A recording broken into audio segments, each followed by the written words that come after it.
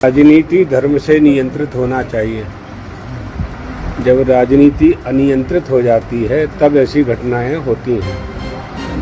इसलिए नीति शब्द का जो अर्थ है उसका धर्म है। जिस राज्य को नीति पूर्वक संचालित किया जाता है उसे राजनीति कहते हैं, और वही राजनीतिज्ञ है जो नीति पूर्वक राज्य का संचालन करे। नीति कहाँ होती है?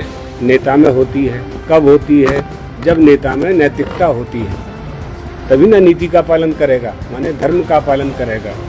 तो यहाँ जैसे संविधान की शपथ लेकर के हमारा भारत देश चलता है, तो संविधान की शपथ लेना माने संविधान में लिखे हुए मूल्यों की रक्षा करना, कर्तव्य का पालन करना। ये तो क्यों बन रहे हैं टकराव के हालत, क्यों बन रहे हैं? वो कारण भी तो आप लोगों को पता है। जब आप गंगा स्नान नहीं करने दोगे तो टकराव नहीं होगा। मूल कारण आप लोगों को तो मालूम है, रोज का तो न्यूज आपके पास है। दादागिरी किसे कहते हैं? कौन सी दादागिरी है?